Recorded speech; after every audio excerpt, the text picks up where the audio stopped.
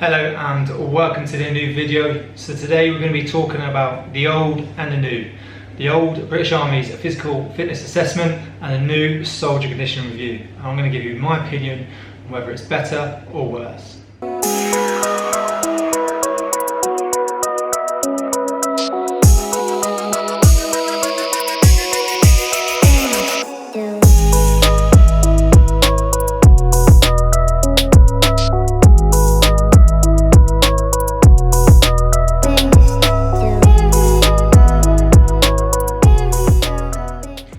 The old PFA then consisted of 3 exercises and was broken down into different scores depending on your age and your gender. So those exercises were 2 minutes of sit-ups, 2 minutes of press-ups and your 1.5 mile run. 3 nice simple exercises testing your upper body strength and endurance and then your all-round aerobic capacity and endurance. This was split down into different results. You had, depending on your age, so it could have been from like 18 to 30, you would have had to get so many press-ups, so many sit-ups and at a certain time on your run. And then as you got older, the time and the scores were lowered. And then same for females, so you had a male and a female. So it wasn't gender equal and it wasn't age equal. The PFA was also there as an actual assessment. It used to be called testing back in the day. They then just changed it to assessment. But it was there to see if it was a pass or fail. You had to hit so many press-ups and sit-ups within 2 minutes, and you had to hit a certain time or under within the 1.5 mile run to pass. If you didn't, then you could end up on remedial PT to ensure that you got your fitness levels up to standard to carry on being fully deployable within the Army. That's regular or reserves. The Army then, just over a year ago, brought in the soldier conditioning review, okay? And this was to test, and it was there to test the overall physical condition of a soldier, regular or reserve.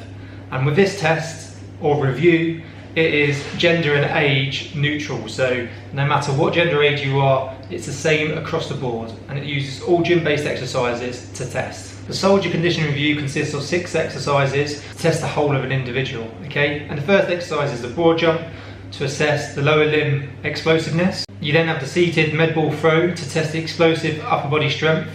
You then got the hex bar pull to test a lower limb strength.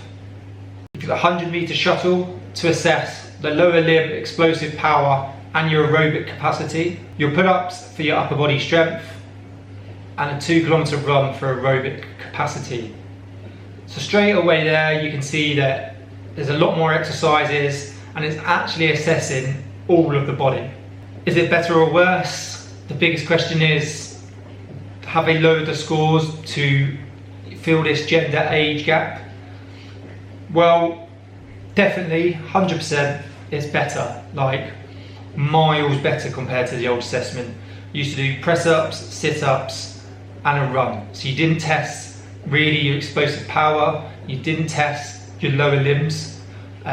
Press-ups, yes, I think it's a good test and you should have them in a new review because it does assess your upper body strength. But the pull-ups does come in well because it's better to assess your pull-ups because it's a movement you are more likely to use when out in the field or on operations, trying to pull yourself over walls, etc. And then you had the 1.5 mile run, which has now been lowered to a 2K run.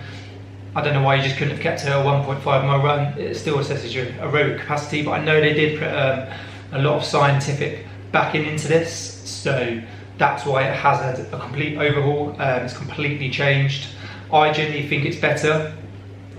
You know, you're assessing your lower limb, upper body, upper limb explosiveness, your lower limbs and your upper limbs strength. So straight away that's covered. You need to be strong and you need to be explosive while in the military.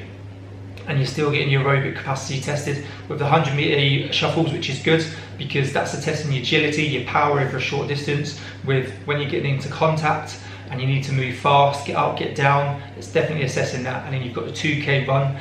Yes, it's still in trainers, and there used to be this talk, why do we run in trainers? But it's a good assessment just to see where you're at with your aerobic capacity, and it's not always good to run in boots because it can cause injuries. Okay? It's not good for your limbs to run in boots all the time. So having those trainers does help. So I definitely think it is better. There is actually no set scores this time, so it is scored green, amber, red. One, because it's new, and two, the whole point of the soldier conditioning review is to assess you to see where an individual's ability is at, so then they can help progress you ready for the actual role fitness tests, your PES, your physical employment standards, which is your 4K tab, 2K weighted run, and so on, which I'll cover in a future video. So this is to assess someone's ability to see if they're ready for the physical employment standards, and then the PTIs, the regimental corps blokes, can then individualise a programme for individual or a unit to get them up to standards to make sure they're fully operational and deployable. So you haven't actually got to get, everyone's got to get, say, sub 9 minutes on a 2 kilometre run like it used to be on a 1.5 miles. So for males 18 to 30, it was sub 10:30, 9:30 if you was in an airborne unit or commandos. So there is none of that.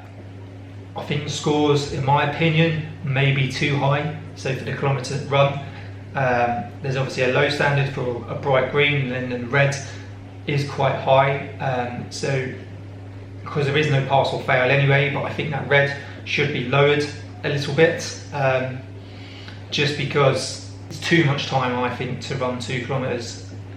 You know, you should easily be able to run it in that time in boots, weighted, let alone in trainers clean fatigue. But that's just my personal opinion. But did they do a good job with moving from the PFA to the soldier conditioning review? Yes, by far. Anyone who argues it, just because it's gender and age equal now, it doesn't actually really matter now, because you have your green, amber, red. It's suitable for the job role now, as the old PFA wasn't. So definitely give this one a thumbs up. The Army did a good job with it. As time goes by, they might change the scores. You never know, because it is new, so all the movements are new to soldiers, so they couldn't just jump in with really high scores. I do understand that, so you never know, the standards might change. But if anyone argues against the soldier condition review, I think they're completely wrong. You can't argue this, it's miles better. So there's my thoughts. Let us know what you think. Give us a thumbs up if you enjoyed the video. Comment below what you want to see. I'm going to be comparing more fitness assessments, old and new, and through different militaries in the future. So let us know which militaries or fitness tests you'd like to see, and I'll compare them and see what I think. Cheers.